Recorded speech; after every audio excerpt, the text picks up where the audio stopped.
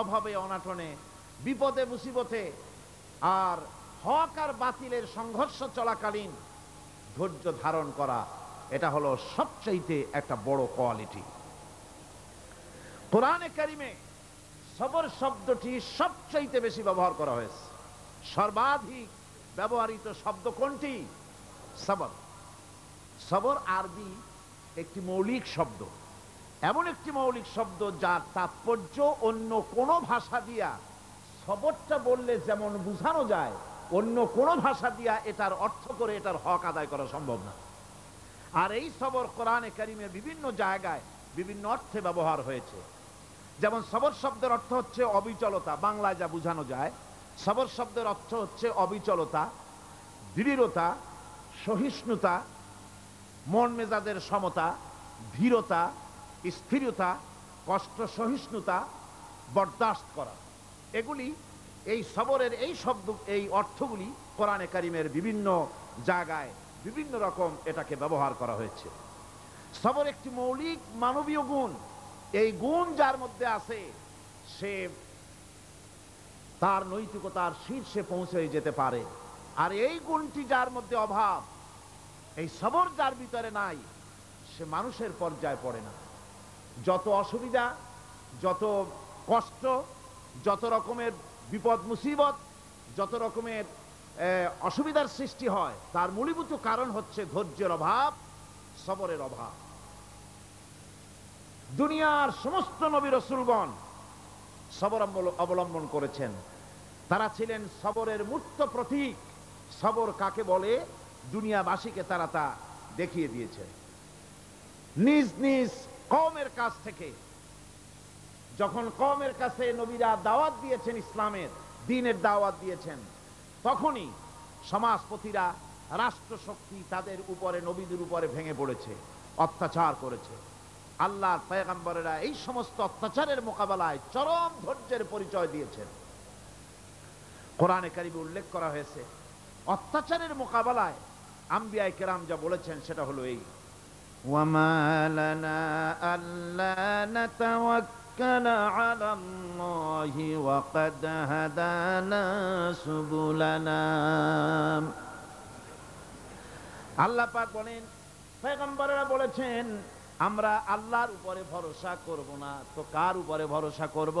তিনিই তো আমাদেরকে সঠিক পথ দেখিয়েছেন, সঠিক রাস্তা আমাদের দেখিয়েছেন, সুতরাং তার উপরেই তো আমরা ভরসা করব।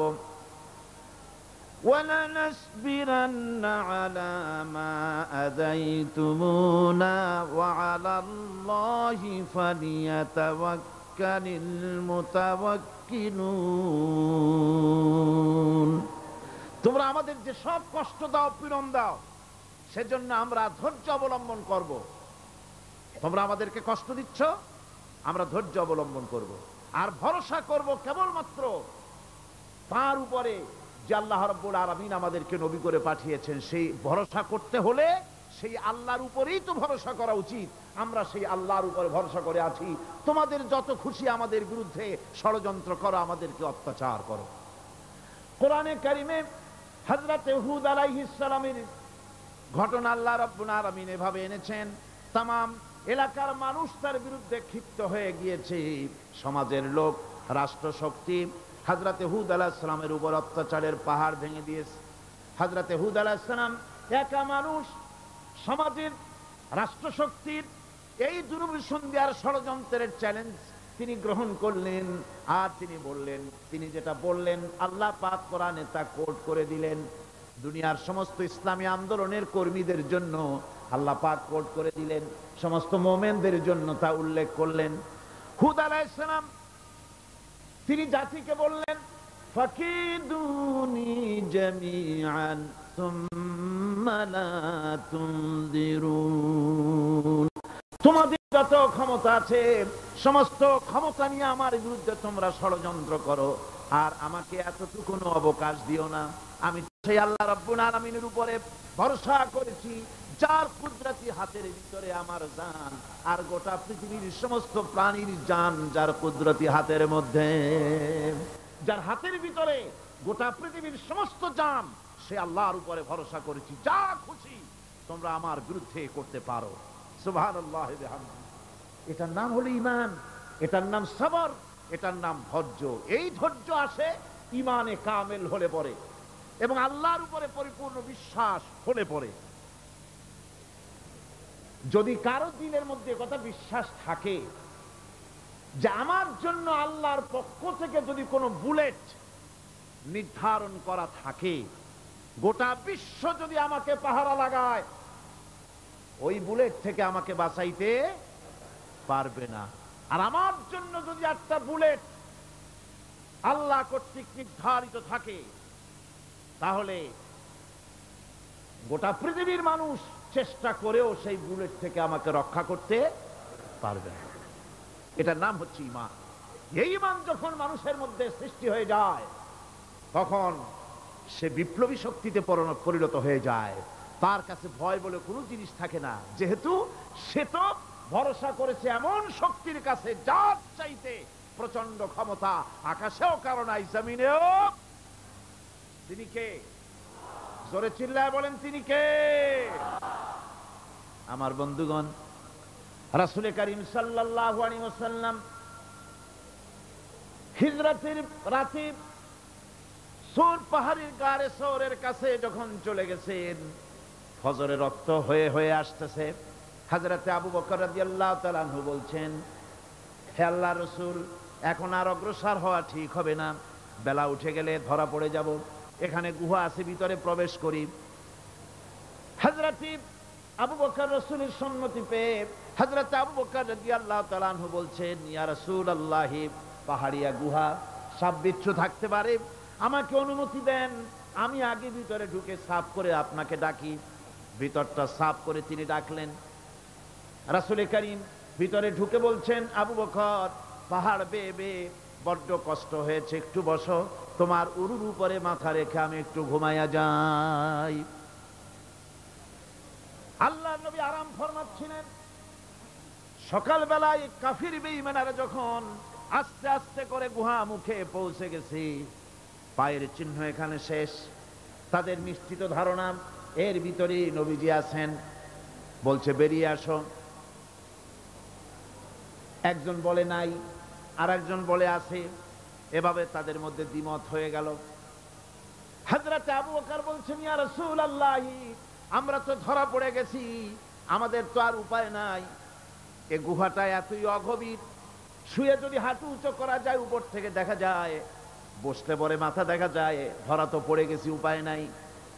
আল্লাহর নবী তখন তার হাবিব, তার বন্ধুকে কি বললেন? বিশ্ববাসীর জন্য আল্লাহ পাক কোরআনে তা উঠায় দিলেন। নবীজি তার বন্ধুকে ডেকে বললেন, লা তাহজান ইন্নাল্লাহা মা'ানা। ও আমার সাথী, কোনো চিন্তা করো না, ভয় পেও না, শঙ্কিত হয়েও না। আমরা মাইনরিটি নই, আমরাই মেজরিটি, কারণ আল্লাহ রাব্বুল আলামিন আমাদের সাথে আছেন। সুবহানাল্লাহ। এই চিন্তা, এই ধারণা যদি মানুষের মনের মধ্যে থাকে, তাহলে কখনোই তার মন দুর্বল হবে না, ঈমান দুর্বল হবে না। ভরসা করতে হবে আল্লাহর উপরে। আর বিপদ যত বড় পাহাড় সমান হয়ে আসুক, ধৈর্য অবলম্বন করতে হবে। ধৈর্য হচ্ছে মুমিনের সবচাইতে বড় গুণ। মুমিনের সবচাইতে বড় কোয়ালিটি কি? আমার বন্ধুগণ, কোরআনে কারিমে আল্লাহ রাব্বুল আলামিন গোটা বিশ্বের সমস্ত মুসলমানদের জন্য কোরআনে কারিমে আম্বিয়া আলাইহিস সালাম তাদের সবরের দৃষ্টান্তগুলি আল্লাহ নিজে তুলে ধরেছেন, আমাদের ইবরতের জন্য, আমাদের শিখাবার জন্য, আমাদের সবক দেওয়ার জন্য। কোরআনে কারিম হযরত আইয়ুব আলাইহিস সালামের সবরের ঘটনা কোরআনে কারিম তুলে ধরেছে। হযরত আইয়ুব 18টি বছর পর্যন্ত রোগের মধ্যে পড়ে আছেন। এত অসুখ করেছে, এত রোগ, শরীর পচে গিয়েছে, গায়ে পোকা ধরেছে, দুর্গন্ধ হয়ে গিয়েছে, বিবিরা চলে গিয়েছে, ছেলে মেয়ে পাড়ার লোকেরা দূর দূর করে তাড়িয়ে দিয়েছে। এবার জঙ্গলের ভিতরে গিয়ে আশ্রয় নিয়েছেন। এমন অবস্থা হয়েছে, শরীর পচে পচে জিহ্বায় যখন পোকা ধরা শুরু করে দিল, হযরত আইয়ুব আলাইহিস সালাম তখন আল্লাহ রাব্বুল আলামিনের দরবারে এই প্রথমবারের মতো তিনি বললেন, রব্বুল আলামিন, আয় আল্লাহ তাআলা, সমস্ত শরীর জরা জরা হয়ে গিয়েছে, গায়ে পোকা ধরেছি, আমি কোনো কথা বলি নাই, আমি খামোশ থেকে জিকির আজগার করতেছিলাম। আয় আল্লাহ, এখন দেখি আমার জিহ্বায় পোকা ধরেছে, পোকা ধরা শুরু হয়েছে। আমার জিহ্বাটায় পোকা তুমি দয়া করে দিও না, কারণ আমার জিহ্বায় যদি পোকা হয়ে যায় তাহলে তোমার মতো আল্লাহর জিকির আমি কি দিয়া করব? আমার জিহ্বাটা তুমি দয়া করে ভালো রাখো। কোরআনে কারীম বলছি, ওয়া আইয়ুবা ইয নাদা রাব্বাহু আন্নী মাসসানিয়াদ দুররু ওয়া আনতা আরহামুর রাহিমিন। স্মরণ করো সেই সময়ের কথা যখন আইয়ুব তার রবকে ডেকে বলেছিল, আমি অসুস্থ আর তুমি তো রহমান রহিম, দয়াময়। ভাষাটা দেখেন কি সুন্দর, এর থেকে কি আল্লাহর আর কিছু বলা লাগে? আল্লাহ পাকের কাছে তিনি বলতেছেন, আল্লাহ আমি তো অসুস্থ, আমি তো অসুখ করেছে আমার, আর তুমি তো দয়াময় রহমান রহিম। এক অন্ধ, ঈদের দিন কত অন্ধই তো আসে খয়রাত করার জন্য, ভিক্ষা করার জন্য, চতুর্দিকে ভিক্ষা করতেছে অন্ধরা। এক অন্ধ ঈদের গেটের কাছে দাঁড়ায়া বলতেছে, ভাইরা আজ হচ্ছে ঈদের দিন আর আমি কিছু দেখতে পাচ্ছি না। এ বেশি পয়সা পাইল, মানুষের দিন তার প্রতি আকৃষ্ট হয়ে গেছে। আরে কি কথা, আজ ঈদের দিন, সকলে আনন্দ করছে আর আমি কিছুই দেখতে পাচ্ছি না। সে কিন্তু কিছু চায় নাই। ভাষার ভিতরে, কথা বলার ভিতরে এ ধরনের টেকনিক আছে। হযরত আইয়ুব আলাইহিস সালাম বললেন না যে আল্লাহ আমারে মাফ করে দাও, কষ্টের মধ্যে আছি। তিনি শুধু বলেছেন, রব্বুল আলামিন আমি অসুস্থ হয়ে পড়েছি, আমার অসুখ করেছে, আর তোমার নাম রহমান রহিম। এতটুকু কথা বলেছেন। আল্লাহ রাব্বুল আলামিনের দরজায়, তার দরবারে আইয়ুব আলাইহিস সালামের ডাক চলে গেছে। যায় নাই? কোন অসুবিধা আছে নাকি? কোনো অসুবিধা নাই। পানির তলা দিয়া যদি কেউ ডাক দেয়, পাহাড়ের ভিতরে বসে যদি কেউ ডাক দেয়, আল্লাহ রাব্বুল আলামিন তা শুনতে পান। ইউনূস আলাইহিস সালাম মাছের পেটে বসে চিৎকার মেরেছিলেন, লা ইলাহা ইল্লা আনতা সুবহানাকা ইন্নী কুনতু মিনাজ জালিমিন। তিনি বলছিলেন, আয় আল্লাহ তাআলা আমি তোমার প্রশংসা করছি, তুমি ছাড়া উপাস্য নাই, মাবুদ নাই। আমি তোমার পবিত্রতা ঘোষণা করছি, আমি তো জালিমদের অন্তর্ভুক্ত হয়ে গেছি। বাস এতটুকুন কথাই বলেছেন। আল্লাহ পাক বলছেন, ইউনূসের ডাক তো কেউ শোনে নাই, পানির মধ্যে কেউ শোনে নাই, জমিনের কেউ শোনে নাই, মহাশূন্যের কেউ শোনে নাই, কিন্তু মাছের পেটের ভেতরে থেকে, গভীর অতল দরিয়ার তলদেশ থেকে মাছের পেটের ভিতরে বসে আমার ইউনূস যে ডাক দিল, ওই ডাক আমি আরশের মালিক আমি শুনতে পেয়েছি, আর সঙ্গে সঙ্গে জবাব দিয়েছি।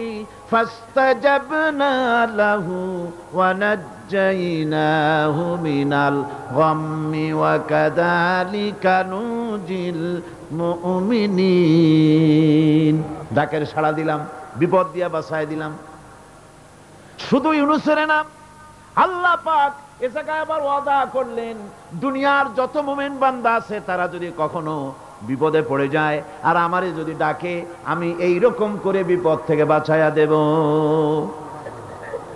আইয়ুব আলাইহিস সালাম যখন আল্লাহ রাব্বুল আলামিনের কাছে ফরিয়াদ করলেন, আল্লাহ পাক তখন বলছেন, কোরআনে কারীম বলছে, ফাস্তাজাবনা লাহু فكشفنا ما به من ضر وآتيناه أهله ومثلهم معهم رحمة من عندنا وذكرى للعابدين। আমি আইয়ুবের দোয়া কবুল করে নিলাম, শুধু তার পরিবার বর্গই দিলাম না, বরং আরো কিছু নিয়ামত আমি তাকে দান করে দিলাম। এবং তাই জন্য, যেহেতু তারা ছিল আমার অনুগত বান্দা, আমার বাধ্যগত, আমি এই জন্য রহম করেছি, সমস্ত রোগ শোক আমি মাফ করে দিয়েছি। আমাদের সামান্য একটু জ্বর হয়, যদি 2-3 দিন জ্বর হয়েছে, জ্বর ছাড়ে না, বলে যে এত ভালো ভালো কাজ করি তারপর আমার এত জ্বর হওয়া লাগে। অমুকরা এত পাপ করে, তা তো কিছুই হয় না। খালি আল্লাহ আমারই চোখে দেখলো, আমার বউর অসুখ, আমার অসুখ মুড়ি ছাড়ি না। ভাইরা, আপনি ঠিক পান না যে কি গুনাহ আপনি করেন? কোরআনে কারীম বলছি, ওয়ামা আসাবাকুম মিন মুসিবাতিন ফাবিমা কাসাবাত আইদিকুম ওয়া ইয়াফু আন কাসীর।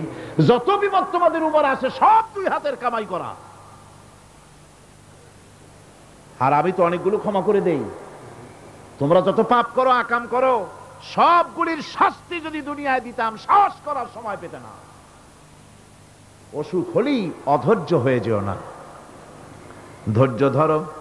আল্লাহ পাক বলেন, শুধু আইয়ুব নয়, ওয়া ইসমাঈল ওয়া ইদরিস ওয়া যাল কিফলি কুল্লুম মিনাস সাবিরিন। এইভাবে করে ইসমাঈল, ইদ্রিস, জুলকিফল সবাই ছিল ধৈর্যশীল। জোরে বলেন সুবহানাল্লাহ। ধৈর্যের চরম পরাকাষ্ঠা ছিলেন তিনি। কোরআনে কারীম নবীদের এই কথাগুলি আমাদের শোনাচ্ছেন। হযরত ইয়াকুব আলাইহিস সালাম, কলিজার টুকরা সন্তান হযরত ইউসুফ আলাইহিস সালামের জন্য তার মনটা পাগল ছিল। এত সুন্দর করে আল্লাহ তারে বানাইছিলেন, এত তিনি ছিলেন সৌন্দর্যের পিরামিড, যারে দেখলে চোখ ফিরানো যায় না। এমন সুন্দর সুপুরুষ, যারে দেখি সেই যুগের সুন্দরী যুবতী মেয়েরা রূপের মোহে পড়ে নিজেদের আঙ্গুলগুলি কেটে ফেলে দিয়েছিল। রূপের মোহে এমন অবশ হয়ে গেছে, আঙ্গুল কেটেছে, হাত কেটেছে, টের পায় নাই। আবার ভুল বুঝবেন না, দুনিয়ার সেরা সুন্দর পুরুষ ইউসুফ আলাইহিস সালাম, তা কিন্তু রাসূলের চাইতে বেশি নয়। হযরত উম্মুল মুমিনিন আয়েশা রাদিয়াল্লাহু তাআলা আনহা তিনি বলেছেন, যেই সব সুন্দরী রমণীরা ইউসুফ আলাইহিস সালামকে দেখে রূপের মোহে পড়ে নিজেদের আঙ্গুলগুলো কেটে ফেলেছিল, ওরা যদি আমার হাবিবকে দেখতো, ওরা যদি আল্লাহর রাসূলকে দেখতো, তাহলে হাত কাটতে কাটতে কোন ফাঁকে যে কলিজা কেটে ফেলে দিত, ওরা টের পেত না। আমার বন্ধুগণ, হযরত আইয়ুব আলাইহিস সালাম সন্তানের মায়া, অন্যান্য ভাইরা হিংসায় পড়ে গেল, তারা নিয়ে তাকে কুয়ায় ফেলে দিল। সেখান থেকে তারা একটা ছাগল বা কোনো পশু জবাহ করে তার রক্ত মাখাইয়া জামায়ানে হাজির করে দিল। হযরত ইয়াকুব আলাইহিস সালামের সামনে যে তালে নিয়ে খেলা করতে গিয়েছিলাম, আমরা খেলায় লিপ্ত ছিলাম, বাগে খাইয়া ফেলাইছে। এগুলি কি গপ্প? এগুলি কি কোরআন? আল্লাহ পাক শোনাচ্ছেন, বিশ্ববাসীকে শোনাইছেন। সূরা ইউসুফের চাইতে এত সুন্দর উপাখ্যান গোটা পৃথিবীতে আর নাই। সুবহানাল্লাহ। অনেকে ইউসুফ জুলাইখার কেসা খুব মজা করে পড়ে, ফুর্তি করে, প্রেমের গল্প পড়ে। এটা কোনো প্রেমের গল্প নয়। ইউসুফ আলাইহিস সালাম, জুলাইখা ইউসুফ আলাইহিস সালামের জন্য কাঁদতে কাঁদতে চোখ কানা হয়ে গেছে।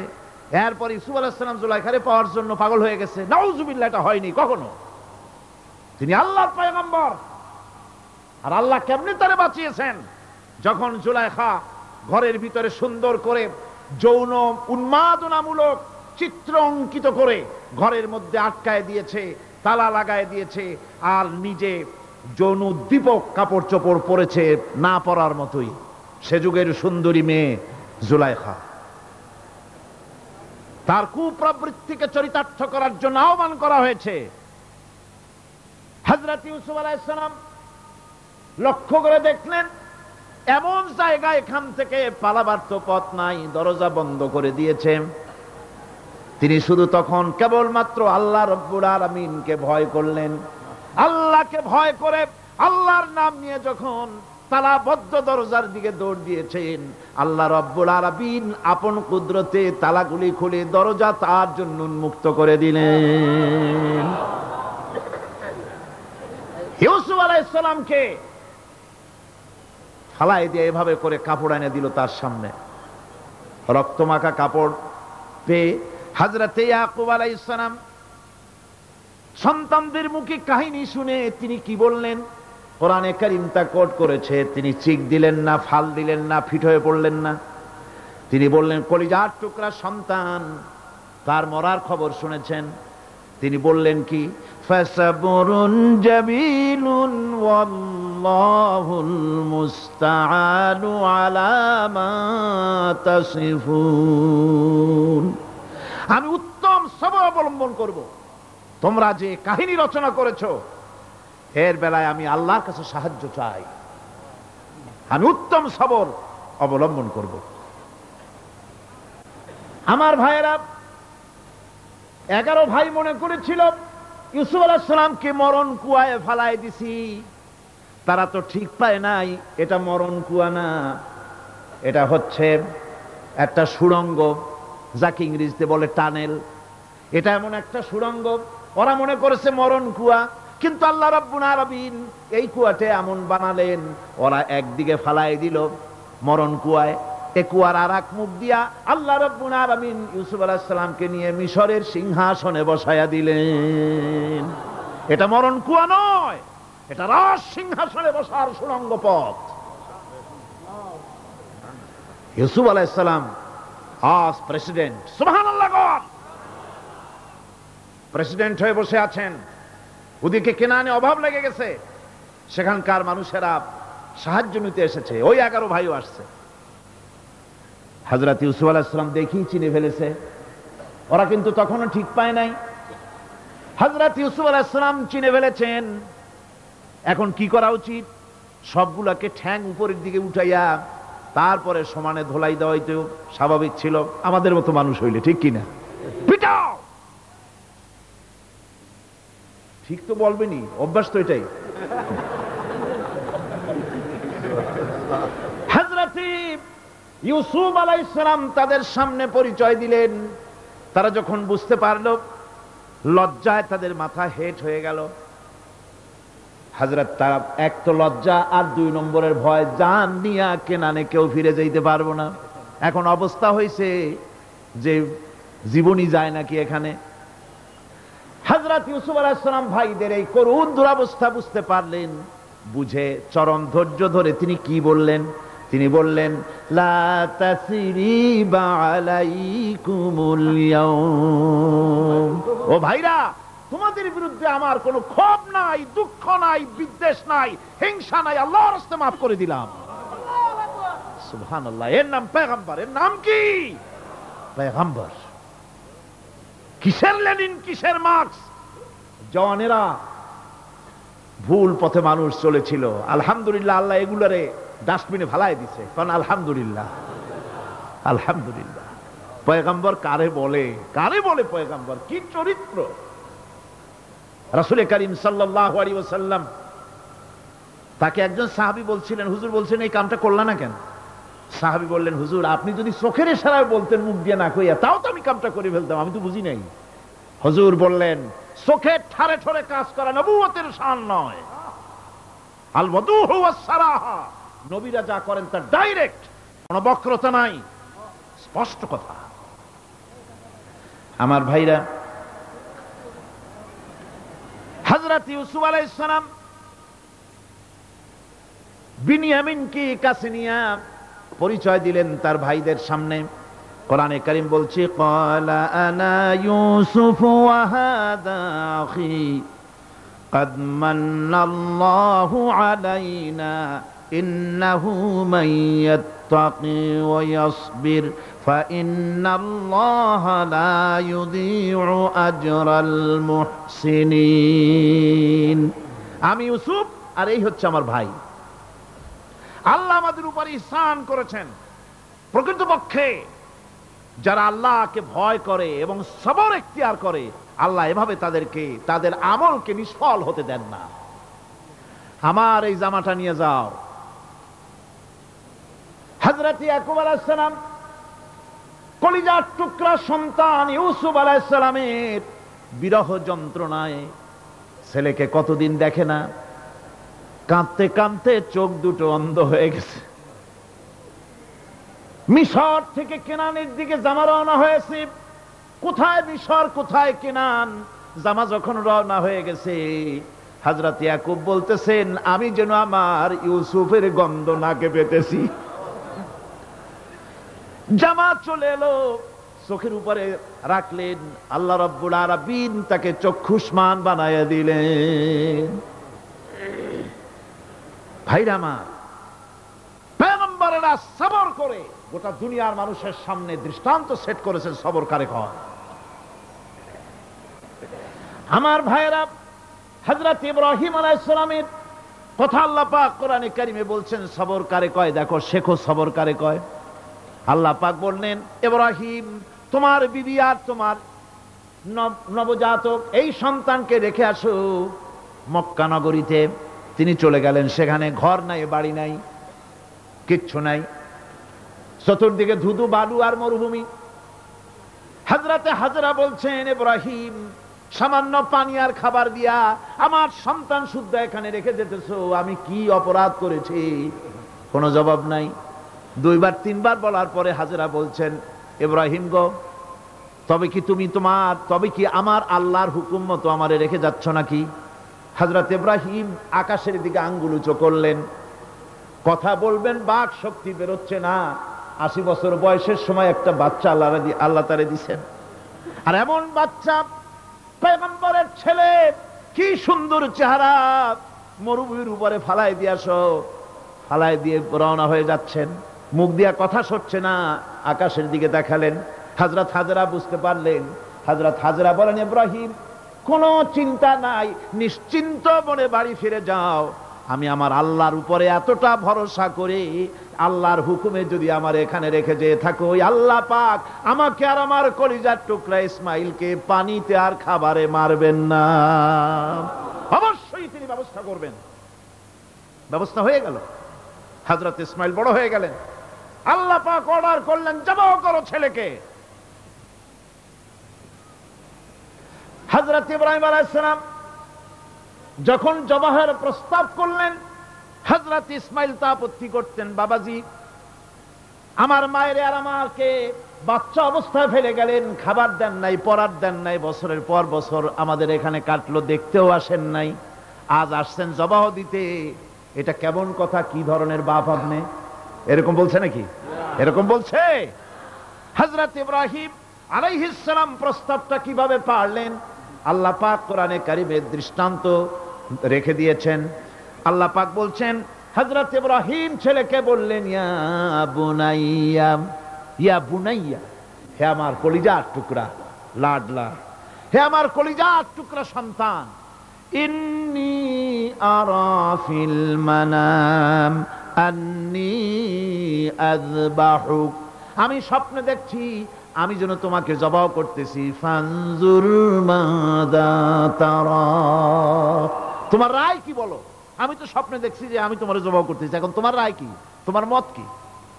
হযরত ইসমাঈল আলাইহিস সালাম শুনিয়া দিলেন দৌড়, নাকি না? হযরত ইসমাঈল আলাইহিস সালাম ধৈর্যের প্রতীক।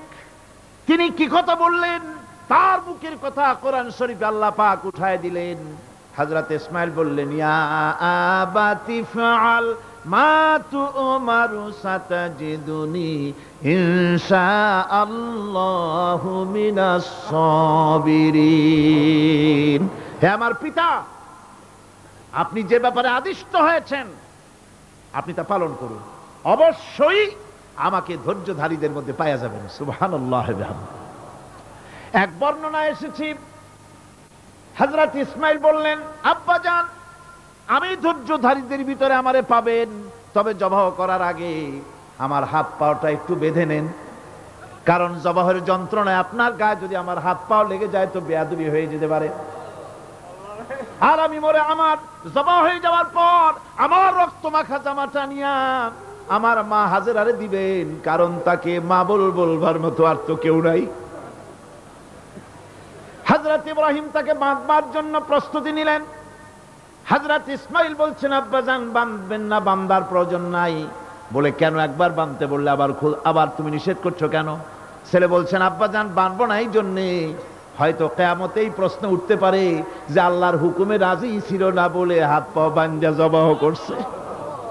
আমি এই সুযোগ দিব না, আপনি জবাহ করেন, আমি এতটুকু নড়াচড়া করব না। ধৈর্যের চরম প্রতীক হযরতে ইসমাঈল আলাইহিস সালাম দেখাই দিয়েছেন ধৈর্য কারে কয়। আমার বন্ধুগণ, এই পৃথিবীর সবচাইতে ধৈর্যের বড় প্রতীক হতেছেন ইমামুল মুরসালিন, আশরাফুল আম্বিয়া, সাইয়্যিদুল মুরসালিন জনাবে মুহাম্মাদুর রাসূলুল্লাহ সাল্লাল্লাহু আলাইহি ওয়াসাল্লাম। আমার বন্ধুগণ, সবচাইতে বড় ধৈর্যের প্রতীক তিনি। কাউকে একটা গালি দেন নাই জীবনে, কাউকে ঠাট্টা করেন নাই, কাউকে মারেন নাই, কারো মনে দুঃখ দেন নাই। তিনি দুঃখ পেয়েছেন, তিনি কাউকে দুঃখ দেন নাই। তিনি কষ্ট পেয়েছেন, কাউকে কষ্ট দেন নাই। আমার ভাইয়েরা, তায়েফের ময়দান, আমার নিজের চোখে তায়েফে যেদিন আমি তায়েফ দেখলাম, আমি তায়েফে ঢুকেছি, জীবনে কোনোদিন যাই নাই। রমজান মুবারকে আমি সেখানে গেলাম, আমাকে বসার জন্য তারা নিয়ে যাবে। আমি বললাম আগে বসবো না, আমারে আগে নিয়ে যাও, আমার নবীকে কোন জায়গায় ওরা মেরেছিল সে জায়গাটা দেখাও।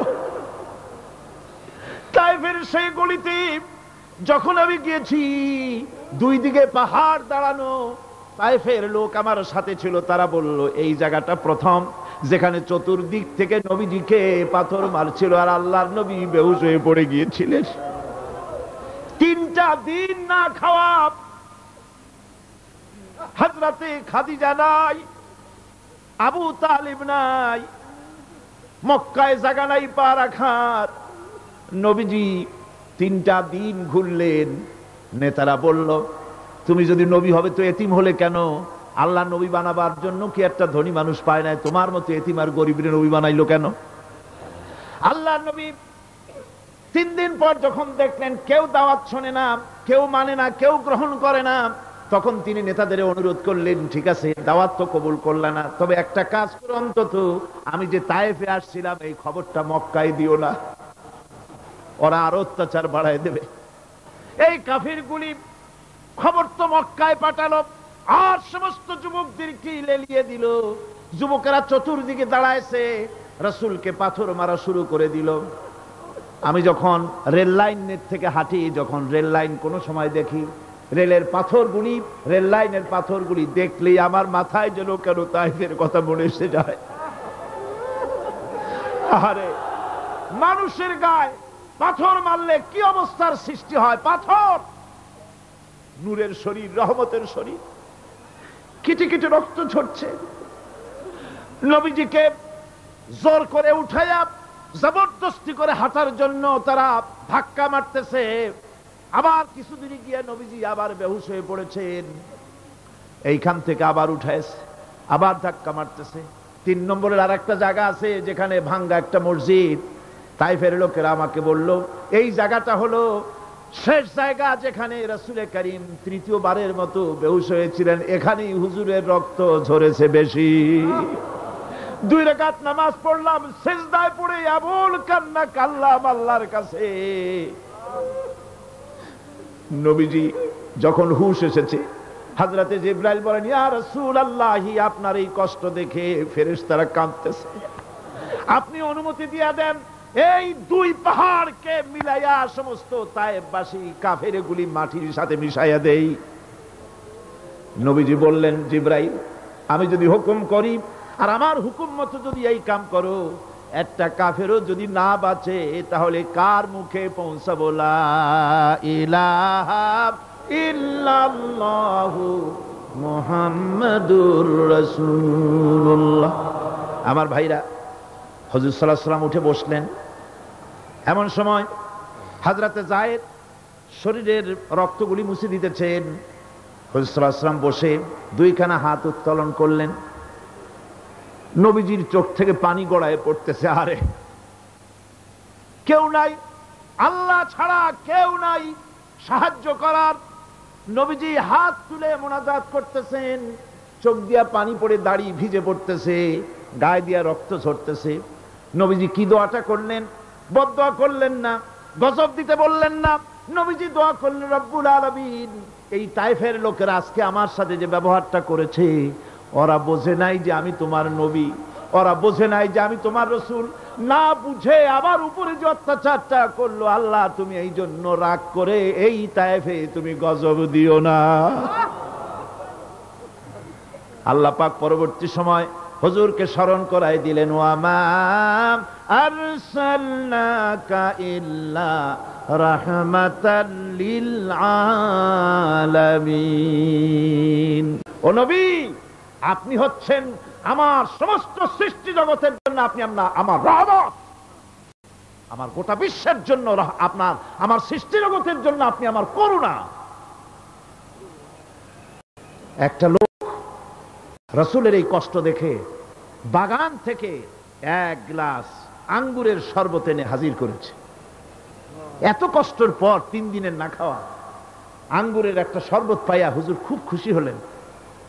শরবত গ্লাস পান করে হুজুর বলছেন, তোমার নাম না আত্তাস?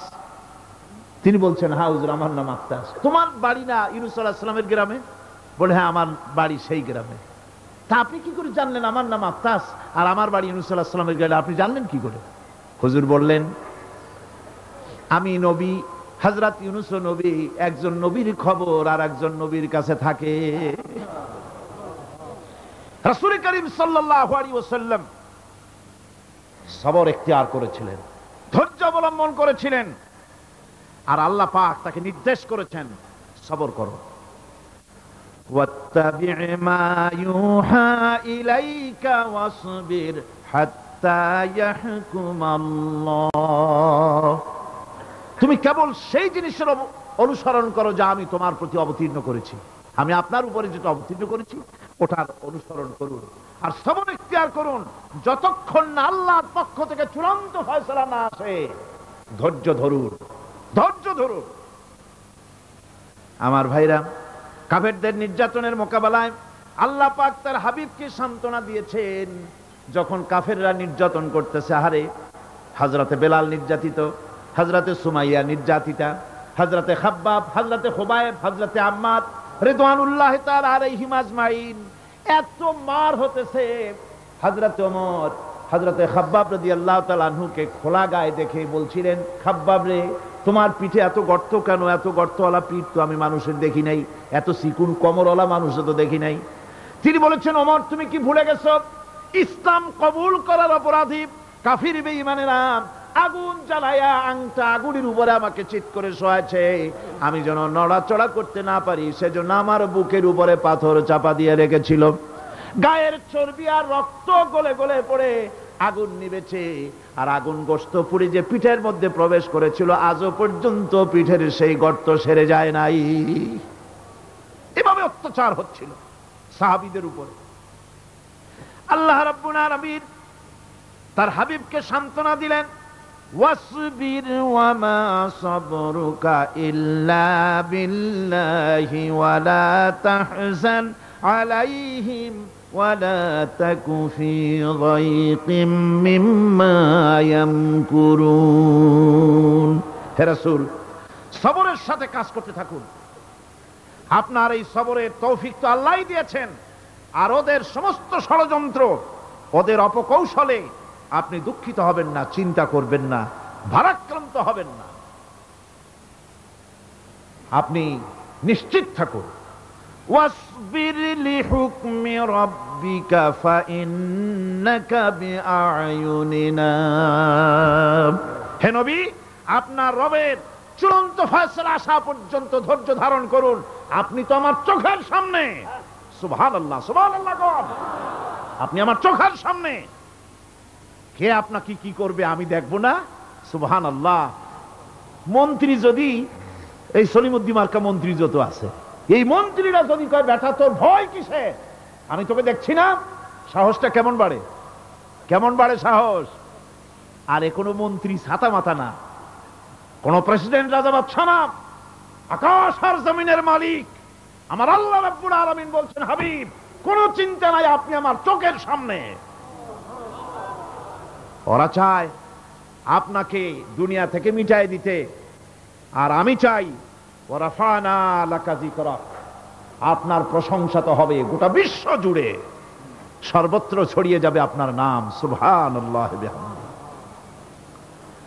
আল্লাহ পাক অন্যত্র বলেছেন, ওয়ালাকাদ কুযযিবাত রুসুলুম মিন ক্বাবলিকা ফাসাবারু على ما كذبوا وأوذوا حتى أتاهم نصرنا হে মুহাম্মদ সাল্লাল্লাহু আলাইহি ওয়াসাল্লাম, আপনার পূর্বে অসংখ্য নবী রাসূল এই পৃথিবীতে আসছে এবং জুলুম আর নির্যাতনের শিকার তারা হয়েছেন।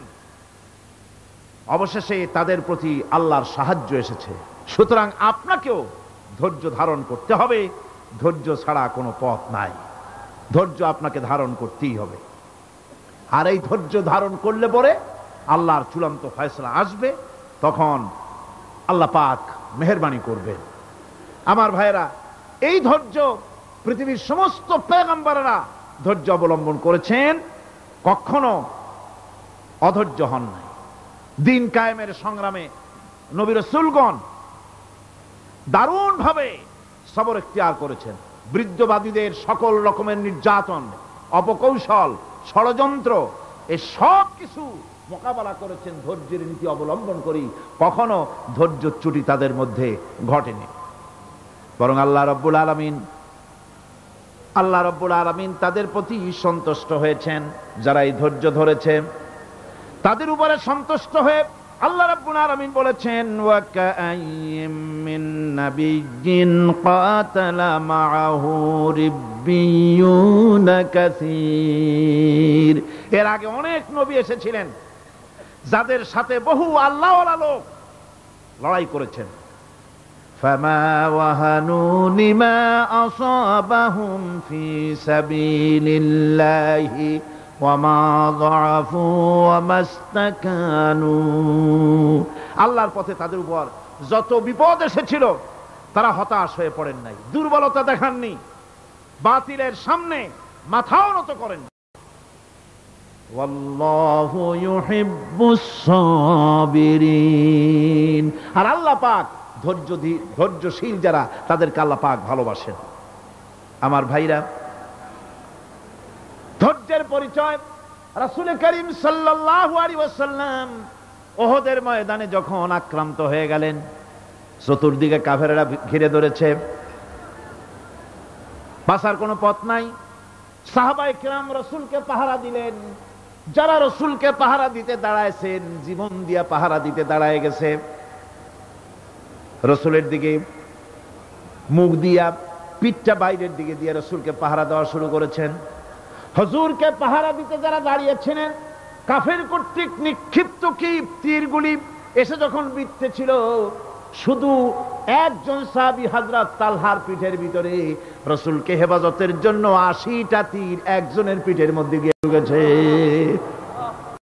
এক অসতর্ক মুহূর্তে নবীজির দান্দান মোবারক শহীদ হয়ে গেল, শিরস্ত্রাণ ভেঙে গেল, লোহার কড়া প্রবিষ্ট হয়ে গেল কপালের ভিতরে। হুজুর মাথা ঘুরে পড়ে গেলেন। হযরত আবু উবাইদা রাদিয়াল্লাহু তাআলা আনহু হুজুরের মস্তক মোবারককে কোলে করে নিয়ে তারপরে বহু কষ্ট করে মাথা থেকে লোহার কড়া বের করলেন। এবার ওই কড়ার ছিদ্র দিয়ে রক্ত আসতেছে, মুখ দিয়ে রক্ত পড়তেছে, দাড়ি ভিজে যাচ্ছে।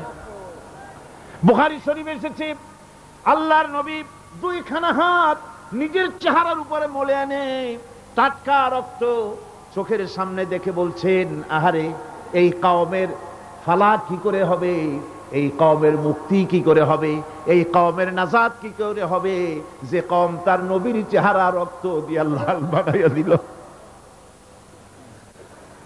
নবীজি বললেন, আল্লাহুম্মা গফির লি কওমি ফাইন্নাহুম লা ইয়ালামুন। আয় আল্লাহ পাক, আমার এই কওম বুঝতে পারে না, ওদেরকে মাফ করে দাও। খবর ছড়িয়ে গেল নবীজি শহীদ হয়ে গিয়েছেন। খবর ছড়িয়ে গেল চতুর্দিকে, মদিনায় খবর ছড়িয়ে গেল। মানুষ পাগলের মতো দৌড়ানো শুরু করে দিল। এক মেয়ে লোক দৌড়াচ্ছে উহুদের দিকে। কয়েকজন সাহাবীর সঙ্গে দেখা, তারা জিজ্ঞেস করলেন, দৌড়াও কেন মহিলা, যাও কই?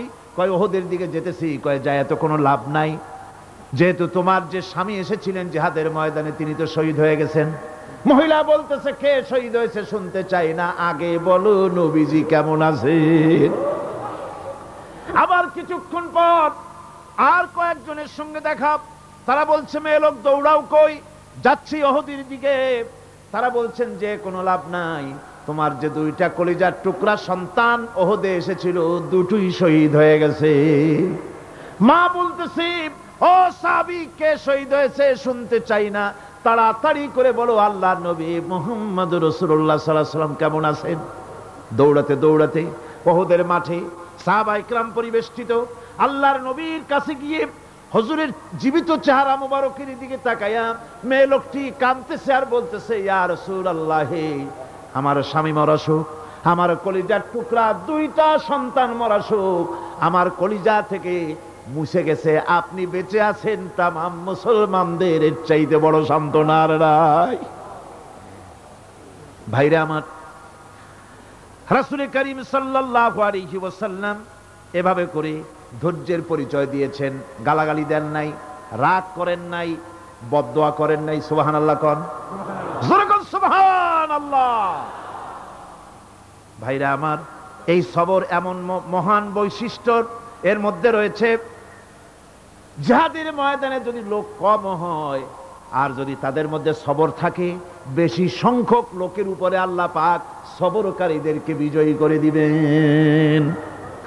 কোরআনে কারীমে রব্বুল আলামিন বলেন, কাম মিন ফিয়াতিন কালিলাতিন গালাবাত ফিআতান কাসীরাতাম বিইذনিল্লাহ ওয়াল্লাহু মা'আস সাবিরিন।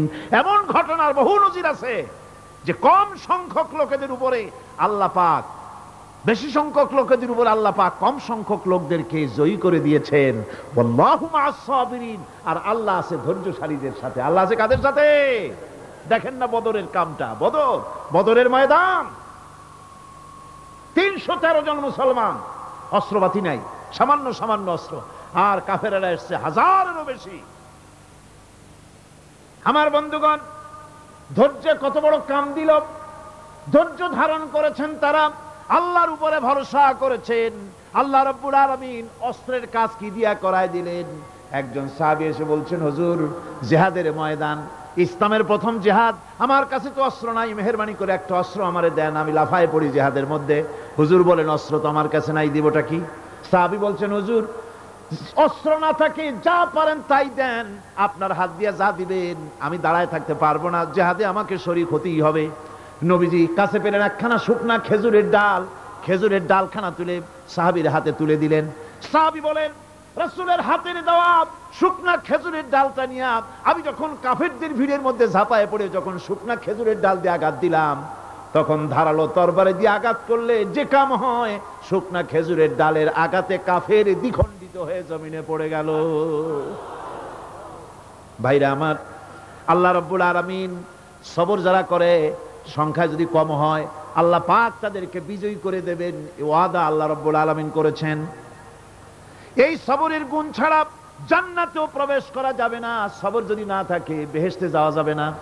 ভালো করে মনে রাখেন, আল্লাহ পাক বলছেন, আম্মা হাসিবতুম আন তাদখুলুল জান্নাতা ওয়ালাম্মা ইয়া'লামিল্লাহুল্লাযীনা জাহাদু মিনকুম ওয়া ইয়া'লামাস সাবিরিন।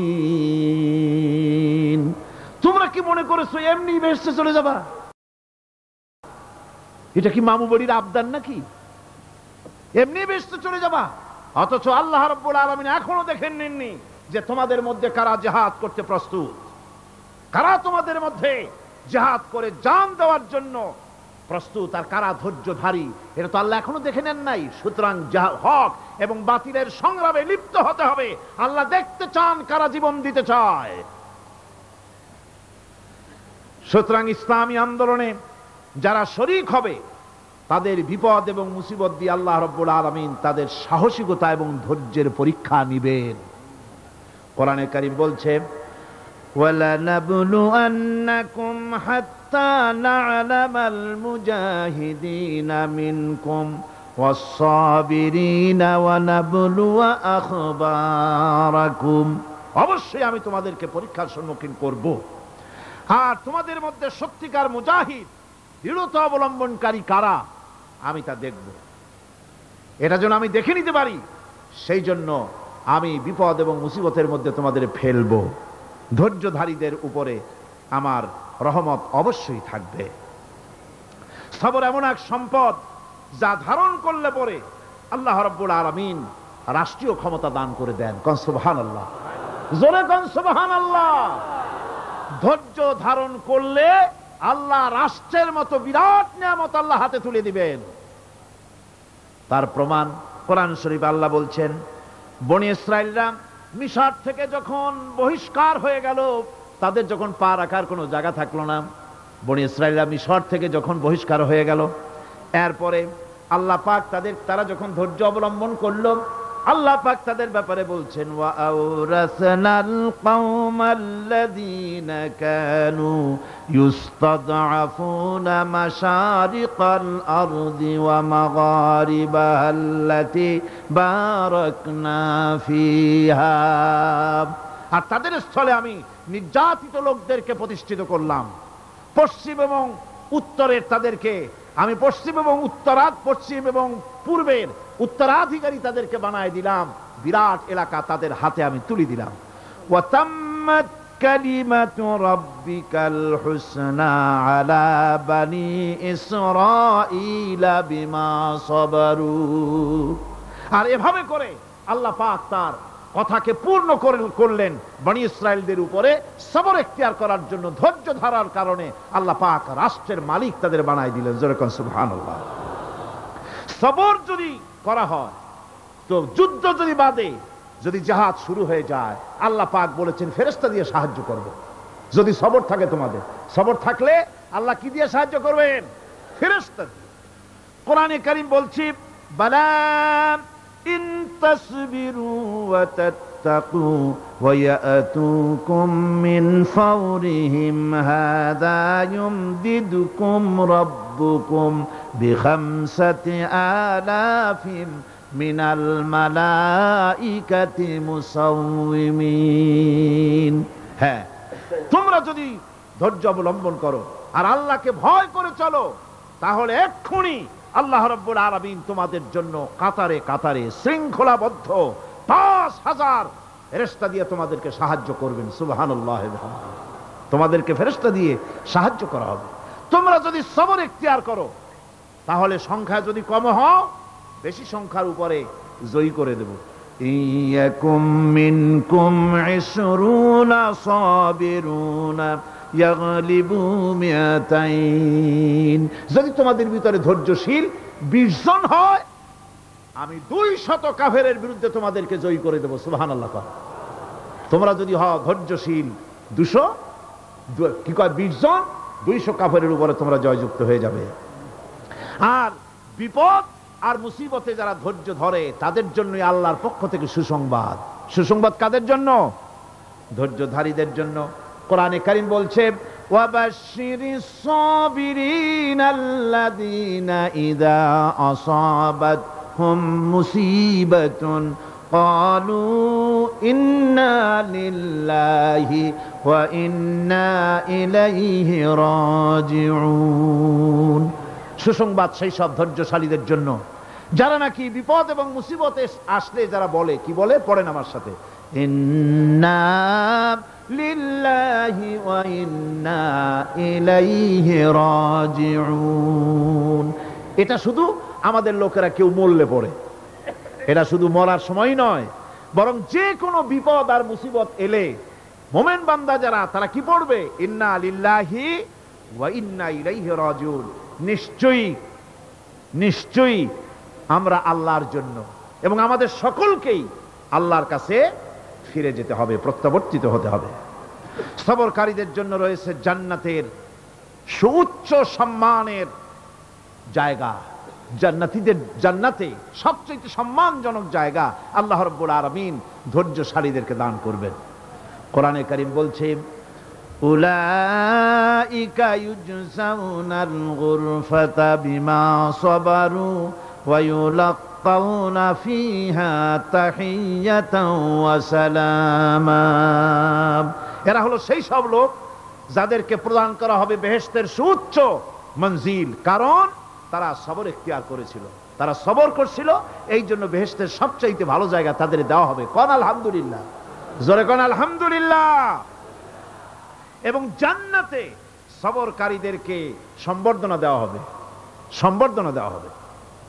খালিদিনা ফিহা হাসুনাত মুস্তাকাররাম ওয়া মুকামা, চিরদিন তারা জান্নাতের ভেতরে বসবাস করবে এবং কতই না সুন্দর, কতই না উত্তম জায়গা সবরকারীদের জন্য আল্লাহ বেহেশতের মধ্যে রেখে যাবেন।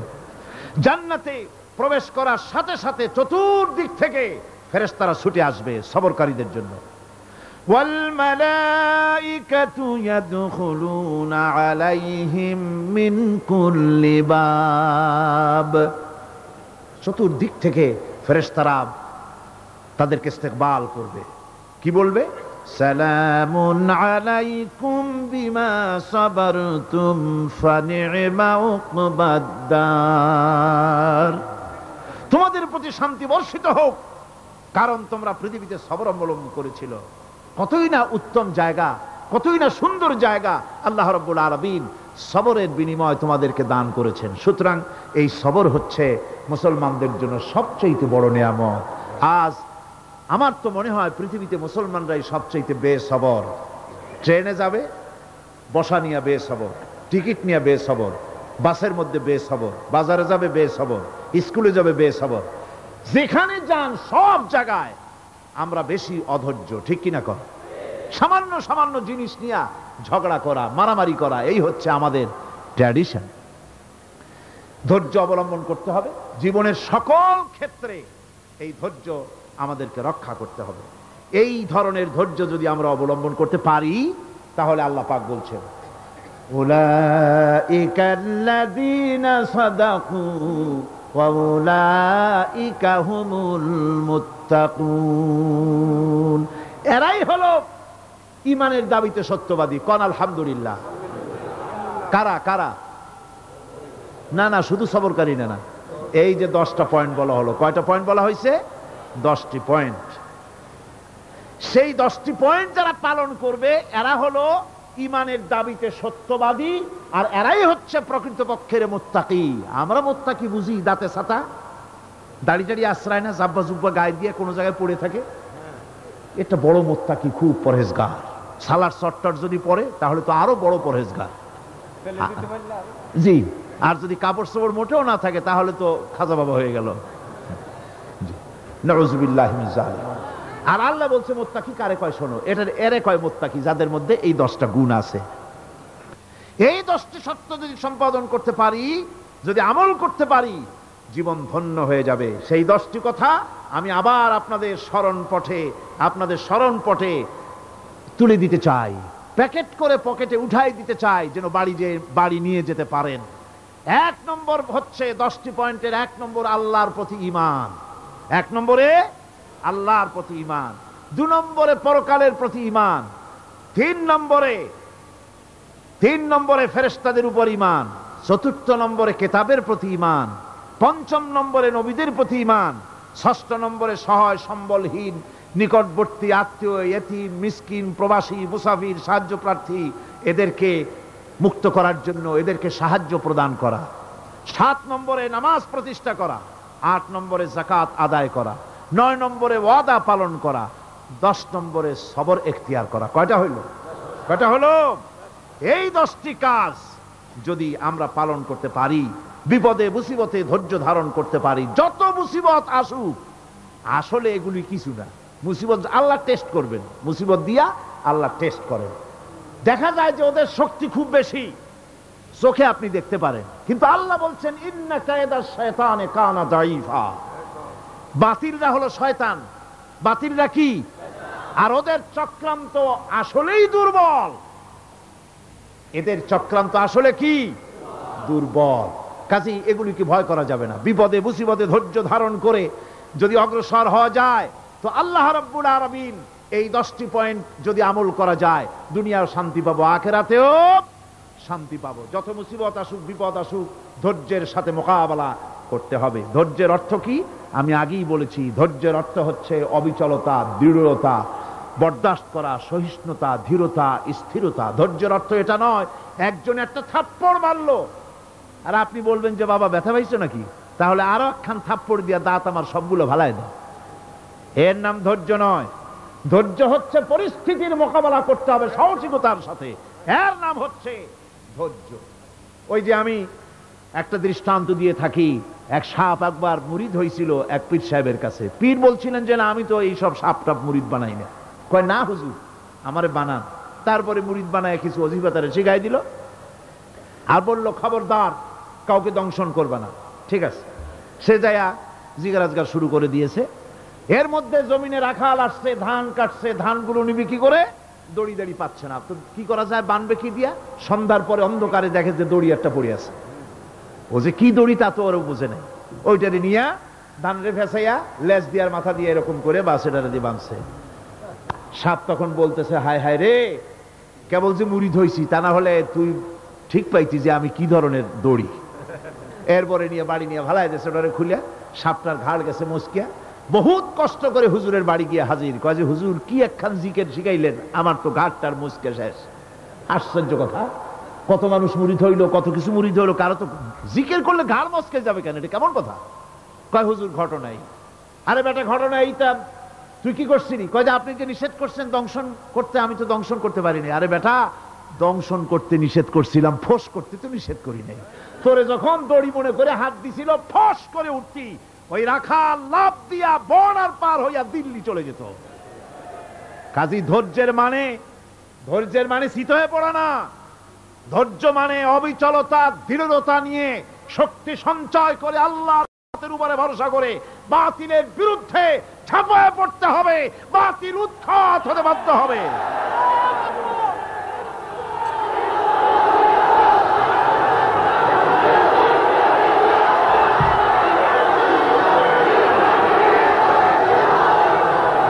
ভাইরা আমার,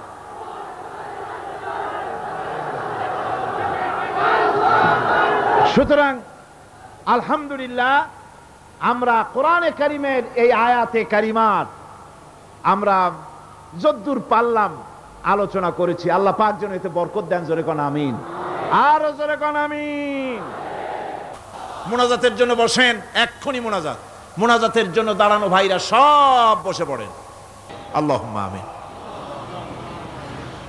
রব্বানা যালামনা أنفسنا وإن لم تغفر لنا وترحمنا لنكونن من الخاسرين ربنا لا تزغ قلوبنا بعد إذ هديتنا وهب لنا من لدنك رحمة إنك أنت الوهاب আয় আল্লাহ তাআলা, এই বিশাল জনসমুদ্র নিয়ে তোমার দরবারে হাত তুলেছি পবিত্র মেরাজের রজনীতে। আয় আল্লাহ, তুমি দয়া করে মেহেরবানি করে আমাদের আলোচনা, দুরুদ সালামের সওয়াব আমাদের বিশ্ব নবী তোমার প্রিয় হাবিব জনাবে মুহাম্মদ রাসূলুল্লাহ সাল্লাল্লাহু আলাইহি ওয়াসাল্লামের রূহ মুবারকে পৌঁছায়া দাও। সমগ্র বিশ্বের মাটির নিচে যত মুমিন মুমিনাত শুয়ে আছেন তাদের আরো আর পরে সওয়াব পৌঁছায়া দাও। আমাদের মা বাপ যাদের দুনিয়া থেকে বিদায় হয়ে গেল, আল্লাহ কবরগুলিকে জান্নাতের টুকরায় পরিণত করে দাও। রব্বির হামহুমা কামা রব্বায়ানি সগীরা। পড়েন সবাই, রব্বির হামহুমা কামা রব্বায়ানি সগীরা। আয় আল্লাহ তাআলা, বহু মানুষ দোয়া চেয়েছি, কতজনের কত কষ্ট, কেউ হসপিটালে আছে, কারো অপারেশন হবে, কেউ বা মরে গেছে, কেউ বা মামলায় মোকদ্দমায় আছে, কেউ বা পারিবারিক অশান্তিতে আছে। আল্লাহ যিনি যেই নিয়তে দোয়া চেয়েছে মেহেরবানি করে সেই নেক নিয়ত তোমার দরবারে কবুল করে নাও। বিপদগ্রস্ত লোকগুলিরে বিপদ থেকে বাঁচাইয়া দাও। আয় আল্লাহ রাব্বুল আলামিন, এই মাহফিলে লক্ষ লক্ষ জনতা সমুদ্রের ঢেউর মতো চতুর্দিক থেকে আসতে থাকে। তুমি আর তোমার কোরআন আর তোমার রসুল ছাড়া কোনো স্বার্থ কারো মনে নাই। কাউরে রিক্সা ভাড়া দেওয়া হয় না, ট্রাক ভাড়া, বাস ভাড়া কাউকে দেওয়া হয় না, এক লোকমা খানাও এখানে পায় না, তাবাররুক বা সিন্নি বিতরণও হয় না। আয় আল্লাহ, নিঃস্বার্থভাবে এই লোকগুলি যাতায়াত করে। আল্লাহ তোমার কোরআনের বরকতে সকলকে তুমি গুনাহ মুক্ত করে দাও। আয় আল্লাহ তাআলা, যাতায়াতটা আসান করে দিও, যাতায়াতের পথে কারো যেন কোনো বিপদ না হয়ে যায়। আয় আল্লাহ তাআলা, বাড়ি ঘর ফালায় আসে বাড়ি ঘর তোমার ফেরেশতা দিয়ে তুমি হেফাজত করো। রব্বুল আলামিন, মা বোনেরাও কষ্ট করে আসে, আল্লাহ তুমি দয়া করে এ মাহফিলে যারা শরীক হয়, এ মাহফিলে কোরআনের মাহফিলে শরীক হওয়ার কারণে তোমার কাছে একটা দাবি করি, দাবিটা হলো মেহেরবানি করে সব মানুষকে তোমার কাবা ঘর দেখাও। যারা উপস্থিত হয়েছে সকলকে তোমার হাবিবের রওজায় গিয়া সালাম দেওয়ার তৌফিক দাও। ربنا تقبل منا إنك أنت السميع العليم وتب علينا إنك أنت التواب الرحيم سبحان ربك رب العزة عما يصفون سلام على المرسلين الحمد لله رب العالمين واجعل آخر كلمتنا عند الموت لا إله إلا الله محمد رسول الله السلام عليكم ورحمة الله